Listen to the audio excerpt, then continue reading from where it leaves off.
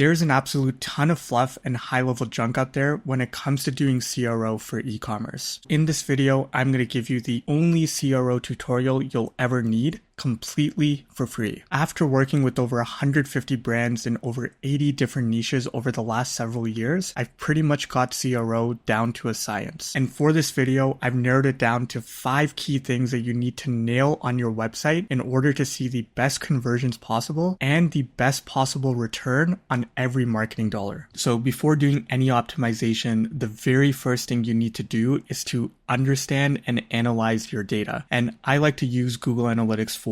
There's a couple key reports that I'll show you exactly how to pull, but this is basically going to show you where people dropping off in your funnel right now, what pages are converting the best and where should you double down, and basically where are your conversion leaks. Now, you cannot skip this step because you cannot optimize what you can't measure, and ultimately, you never want to make decisions based on guesswork because that can actually do the opposite for your conversion rate and end up decreasing it instead of increasing it. So the very first thing we want to do is look at the purchase journey report. You go on the left-hand side here and you're going to click on reports and you're going to scroll down underneath monetization and click on purchase journey. You want to filter for a good enough data set here. I'm going to do for the last 12 months. So this is basically the intra-site funnel, which is basically taking you through the step-by-step journey as people go through the funnel. From the moment that somebody starts their session, how many people are then viewing products, how many people are then adding to cart, how many people are then checking out, and then how many people are then purchasing. There's certain industry benchmarks that you want to try to achieve for each of these steps, right? And it's super actionable because you will immediately know where you under-indexed or where you underperforming. And this basically tells you where should you focus your efforts on at this current given moment because you cannot do everything at once. So looking at the data we have here, we can see the view product rate is at 28.6%. The industry benchmark for the view product rate and where this should be at is 50 to 70%. So right off the bat, I can tell you that the view product rate is under-indexed and underperforming. What can we derive from this? Immediately, we can determine that this is probably a product discoverability issue. So people aren't able to find the right products. There's a lack of streamlined navigation funneling them to the products. So these are all potential insights that we can derive. Then we move on to the add to cart rate. So this right now is at 9.9%. The industry benchmark for this should be 12 to 20%. So we are slightly under indexed on the add to cart, but it's not as much as in comparison to the view product rate. But I want to note this down that this is one big area of improvement as well. So the next item is the begin checkout rate, which we are sitting at 50.3%. Now the industry benchmark for this is 40 to 60%. So we're actually within the threshold. So there's nothing to, majorly worry about here. And the final event is the purchase event, which is at 36.1%. The industry benchmark for this is 45 to 60%. So we are slightly under indexed or underperforming on the purchase rate, but within Shopify, there's not a ton you can do because it's kind of a standardized checkout. Everyone's used to that checkout experience. This is usually derived because of,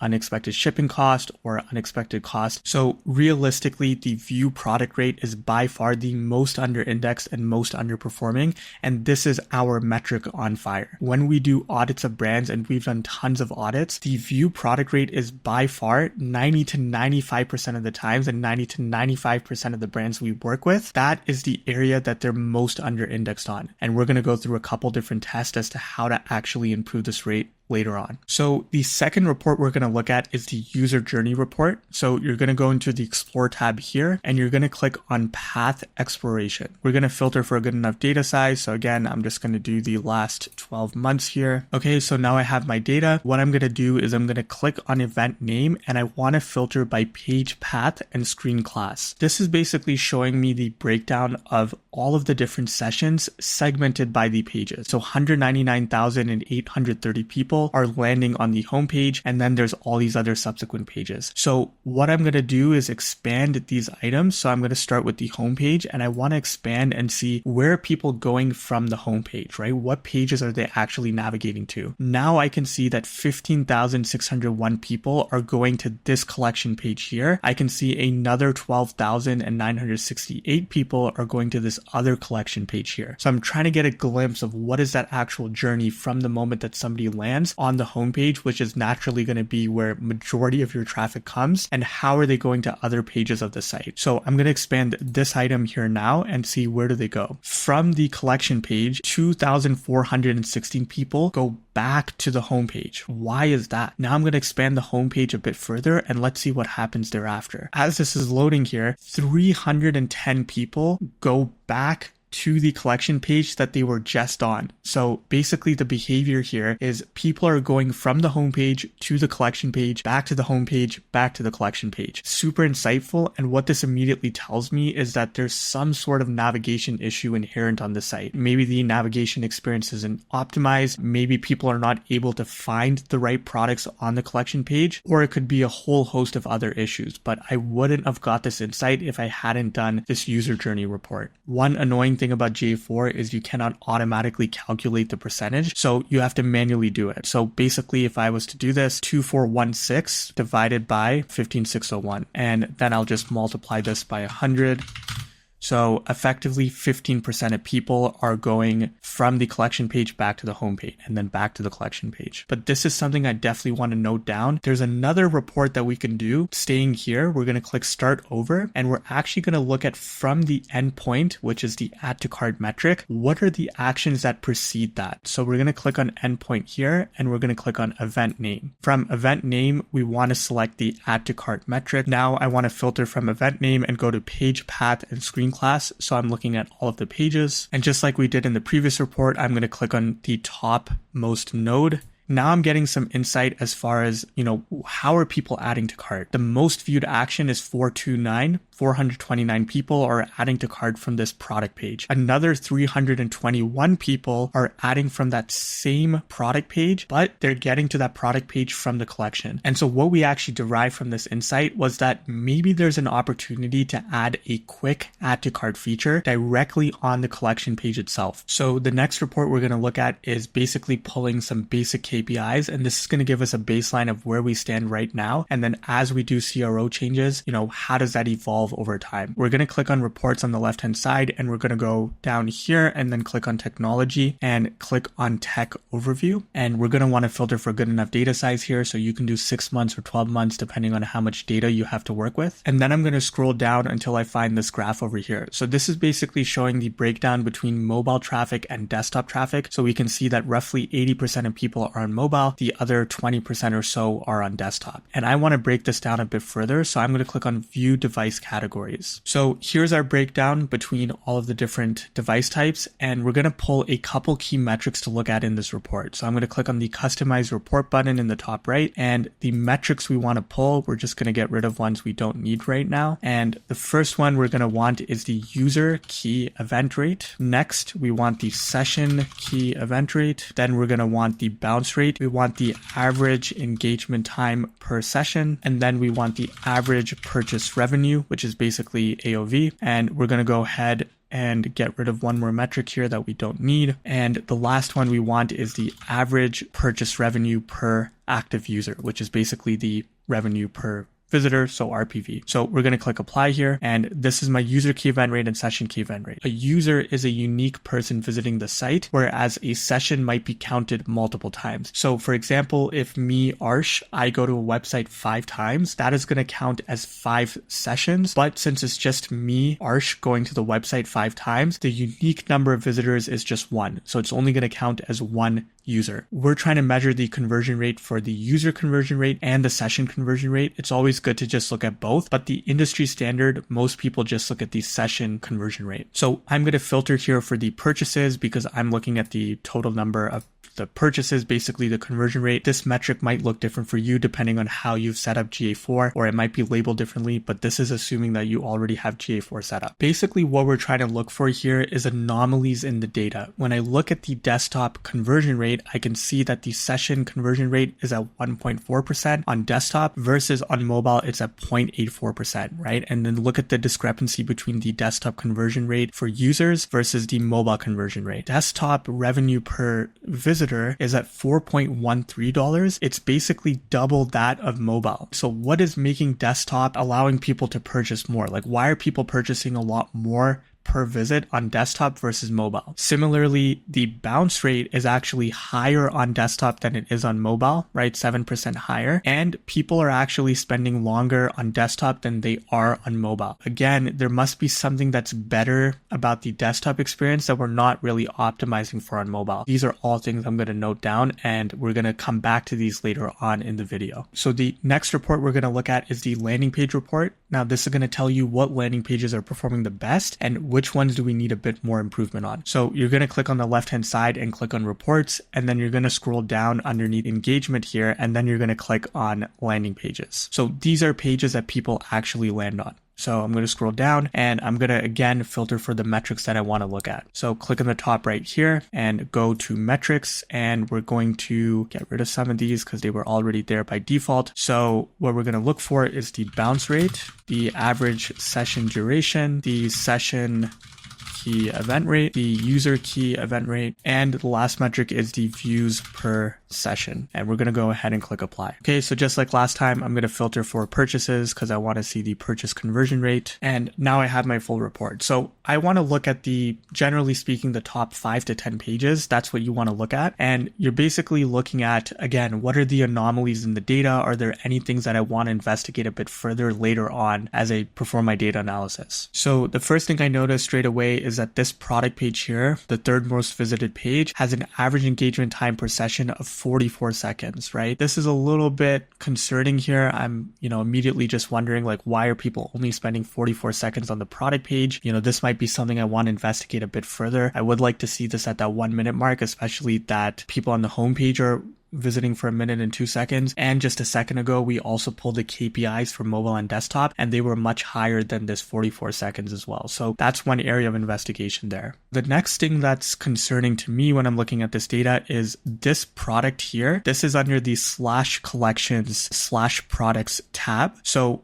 it's for this particular product, but that exact same product is just accessible via another entry point. One of them is accessible via the collection page. The other one right here is accessible via just the homepage where people can go directly to the product. Now, the one that's accessible just via the homepage is actually converting at 1.53% versus the one that's accessible via the collection page is converting at 1.29%. So it's the exact same product. The one that's coming from the homepage is converting higher. This is another thing I want to investigate a bit further. Is the homepage better setting people up to visit the product page? Is there a different, user context? Like, why is it converting higher? So Google Analytics 4 gives us a really good high-level snapshot of our data and basically helps us understand the bigger picture as far as how users are interacting with our website. However, there is one tool that helps us go an extra layer deep, and that is Microsoft Clarity or Hotjar. And what you can do with Microsoft Clarity is you can actually watch recordings of people on your site. You can see precisely where they click, how far they scroll,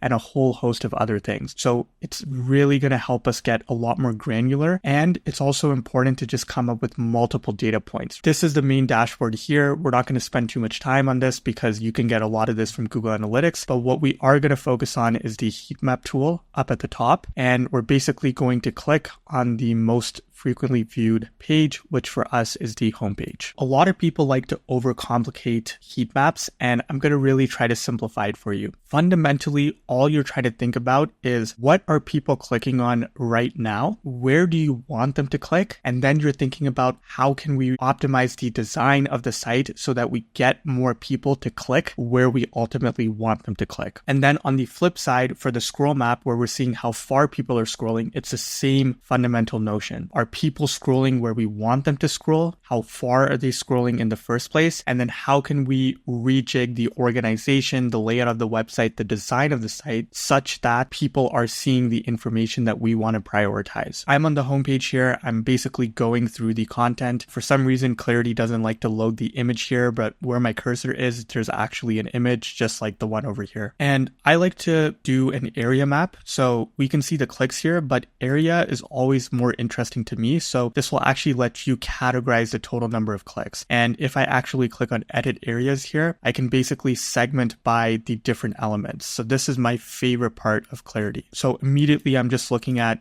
are there any opportunities to cut out things? Are there any opportunities to optimize as well? So what I can see right here is that the image over here gets 0.75% of clicks. The title here gets 3.2% of clicks. The select options button, the CTA button, gets 0.86% of clicks. And then the price and the reviews don't get any clicks. There is a fundamental issue here because the title is actually getting more clicks than the image and the button combined. But the title right now is super small font size, like in comparison to the image. So it's a concept we call visual hierarchy. Basically, it's the flow of information from top to bottom. So when we think about this title here, it's a lot smaller in comparison to the image and to the button, but it's actually getting a lot more clicks. And it's ultimately getting people to the product page, which is what we want them to do. Basically, my hypothesis here would be, can we redesign the section and make the font size a lot bigger of the title, where the 3.2% of clicks are over here, such that it's more prominent on the page. We already know it's getting clicks and we can potentially get even more people to click on this thereafter. So the next thing I notice when I scroll down on the page is these sections here are actually getting clicks. And these are just featured on logos, but these actually don't take you anywhere. So people are clicking on them, but it doesn't take you to any sort of external site. And the reason is because the way that these were actually designed, when you look at the site, is they have like a little gray border around them. So they're given the visual treatment of a button, despite it not even being clickable in the first place. So this is one of my favorite sections to explain to clients. This is the shop by industry section where I can basically see the breakdown of clicks to all of these different categories, wherein if you click on the category, it would actually take you to the respective collection page, right? So we have woodworking, we have agriculture, we have painting, etc., etc. Look at the amount of clicks that are actually registered in and around this area, especially relative to the rest of the components higher up on the page. If we actually do an area map analysis and we look at the clicks, we can basically derive two core pieces of insight. So I'm going to click on edit areas over here, and I'm basically going to look at the click through on all of these different items individually. Super actionable insight is reordering these sections based on the most clicks that they're getting. Woodworking's getting 1.06% of clicks, but this demographic here, the second box, is getting 9% of clicks. So simple fix, just moving that above, that should be the first item. And then likewise, this item that's all the way at the bottom is actually getting 1.92% of clicks, but it's the sixth item in the list. So I want to move this up. The second piece of insight is you can see how many clicks are registered here, but then when we switch over to the scroll map, we can see that only 25% of people are actually reaching this section in the first place, but it has one of the most highest clicks on the entire homepage. So this was a perfect piece of insight, and what we did was we actually created this A/B test where we put Instagram social media icons, which are these little thumbnails at the top of the website, and these are basically clickable icons of those same category pages that we had further down on the page, because we knew people were clicking on them, they just weren't reaching that section. What we saw from this A/B test was an 18% increase in the conversion rate. So the next thing we want to look at is the scroll map, and we're going to switch over to scroll over here, and basically what we're trying to look for is the certain checkpoints throughout the journey. So we're looking at the 75% checkpoint, we're looking at the average fold, the 50% checkpoint, and the 25% checkpoint. So when I look at the products here, I can see that there's about a 25% drop off after the first two products. And then people are seeing the products over here, which is actually pretty good, I can tell you off the bat, because what we normally see is about a 60% drop off after the hero section. So 60% of people never even scroll past the top section of the website or the above the fold. So that's something important to note here. But one thing that's a little bit concerning is that only 32% of people are reaching these featured on logos. And we just know inherently, based on the principles of any high converting site, we always want to lead with social proof above the fold, right? We want to instantly lead with trust building, with building credibility. So the fact that 32% of people are reaching here is a bit concerning. We might want to move this up to the top. What we're going to do now is focus on the collection page. And what you can see here is that there's effectively 4 different filtration options. And I want to dig a bit deeper and basically see, do we we even need this many filter options? Can we cut down on anything at all? And you want to do the same thing when you're looking at your site. So I'm going to click on area and I'm going to basically look at the clicks. So I can see, 6.07% of clicks are going to this view as button, 3.14% of clicks are going to the sidebar. But here's something that's a little bit concerning. This show button is only getting 0.74% of clicks. Basically, do we even need this show button in the first place? That might be something I want to note down. And what we actually ended up discovering for this brand was that the sidebar button over here that gets 3.14% of clicks, this was actually what people were looking for. Through the sidebar, they were actually able to filter for different items and basically narrow down their product selection. So that's actually what they cared about. And that's what we discovered when we did a bit of user testing, which will be covered later on. The show button here that got 0.74% of clicks, this was actually pretty useless. And people were actually clicking on this and the sort by, basically trying to look for the sidebar.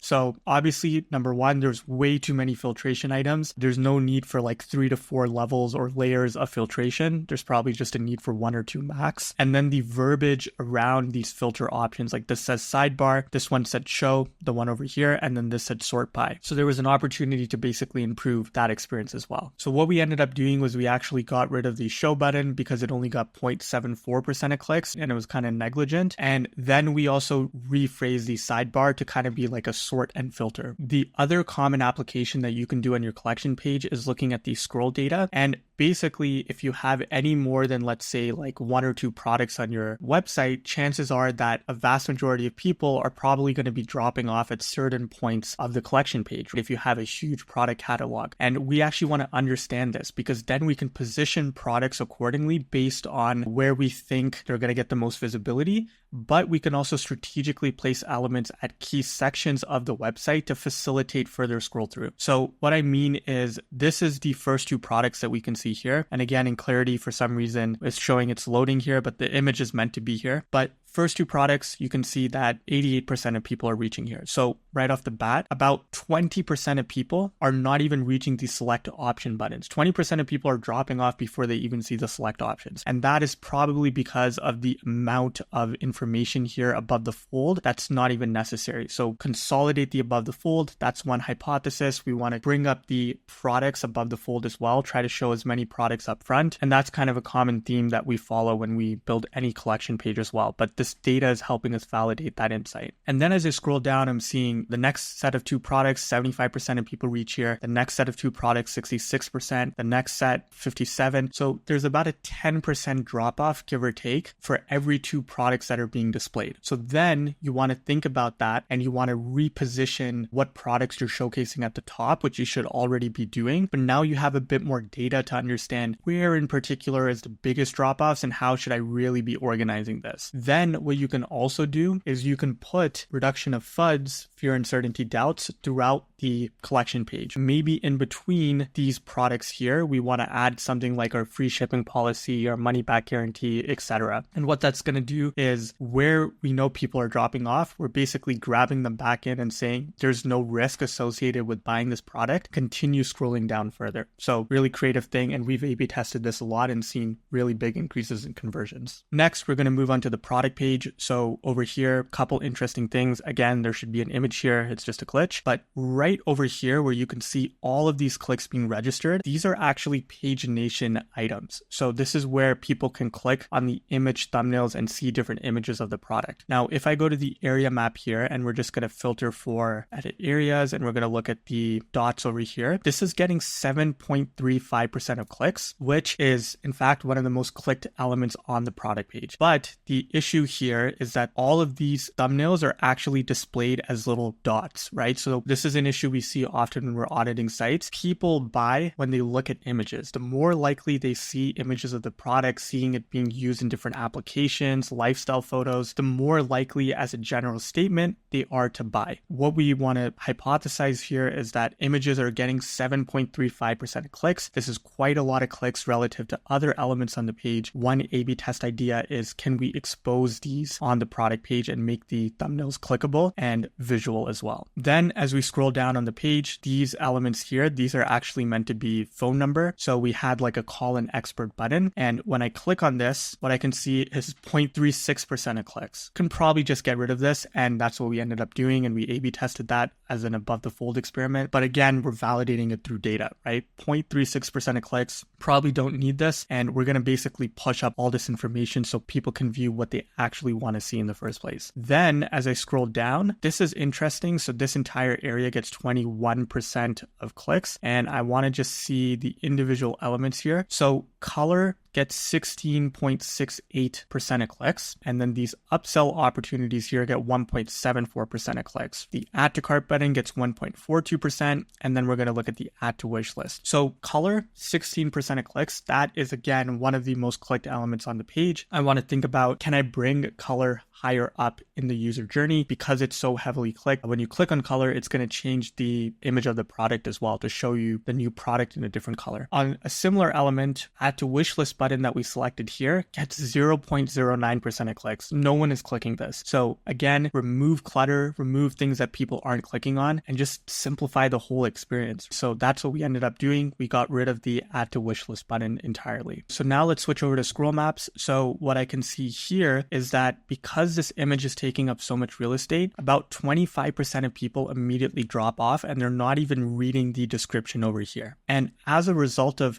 how long this description is as well, only 36% of people here are actually reaching the add to cart button. There's about a 70% or so drop off of people that aren't even reaching the add to cart in the first place. This is again the whole idea of, are people scrolling where I want them to scroll? I want them to reach the add to cart, but so many are dropping off. What are the potential ideas? Well, number one, can we consolidate the text here? Maybe there's a way to, make this more digestible, shrink this down. Number two, can we shrink the elements above the fold, really consolidate it, get rid of things that people aren't clicking on, like the phone number that we talked about from the click maps, and really just consolidating that above the fold and getting rid of empty white space. So the next big thing that you need to do is qualitative analysis. Up until this point, we've covered heat maps, looking at your Google Analytics. These are all quantitative data points, but especially when you're dealing with lower traffic, let's say like under 50,000, 80,000 visitors a month, quantitative insights on its own is not going to give you a ton of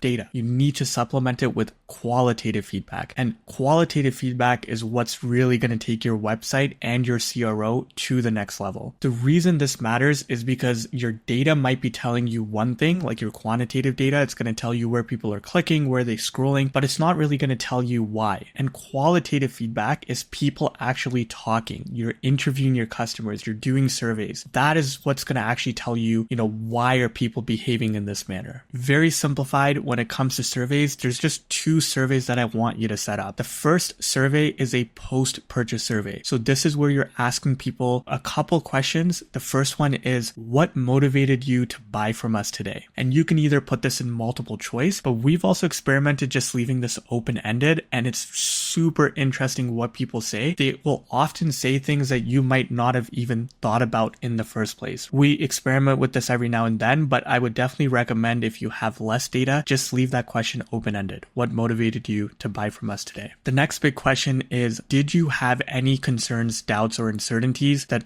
almost stopped you from buying today? So this is where we're asking people, what almost stopped you from buying? And you're going to get a ton of information. So for this client, we saw questions around the fit of the product, layman terms around vocabulary, right? Concerns around whether this is going to fit them properly, sizing concerns, right? So you get a ton of insight from this, and people are already hot, right? They've already bought your product. Biggest question I get from clients is, will people actually fill out these surveys? The answer is definitely yes, because they're already hot. They're already in a positive state of mind. We generally see 85 to 90% completion rates on these surveys. You don't even need to offer an incentive. You just literally pop this up as soon as they purchase a product. And the second survey that I want you to set up is a product friction survey. So basically, you're going to ask people, is there anything holding you back from buying this product right now? Yes or no? And from the people that say yes, you're going to ask them, what is that reason that's holding you back from buying? Again, you can leave this open-ended, or you can give them preset questions. What we've done for this client was we said something else, and only if you said something else would we leave it open-ended so that you could explain the reason why. Again, we see huge completion rates on this. You'd be surprised by how many people actually fill this out. And the way way that you want to do this is you basically want to time it to be roughly around 60% of your average session duration. So in other words, if people spend 2 minutes on your website, you want to put this product friction survey around the 1 minute mark. You can use a tool if you're on Shopify called Okendo. This comes with the survey capabilities out of the box. It's one that we use for all of our clients. Highly recommend. And it's very easy to set up. It just comes with preset questions that you can pull out of the box, but also preset templates as well. So the next big piece of qualitative feedback is user testing. And we actually use a platform called UserBrain, which is a really neat tool where you can actually get people to go on your site and you can basically ask them, what is your first impression upon landing on the website? This is the tool right here, and you can click on Get Testers, and then you can set up a series of screening questions. You can filter by device type, country, by age range, and by gender. And then this is where you can actually set up your screening questions as well. We normally recommend doing 3 to 5 user tests. That's really all you need to collect the vast majority of usability issues and insights as well. So this is literally a 22-minute long recording of somebody going through this site and basically us asking them a series of different questions. This is the user testing template that we use. So you can actually grab this from the link in the description. And this is basically our go-to framework as to what to basically ask people. The tasks are going to differ from client to client depending on what's kind of most critical to your brand. But this is the general template and framework that you can use. So highly recommend doing user tests. And what we noticed when we did user tests for our client for the audit was we found a ton of usability issues across the site, and people having issues around navigation, around filtration,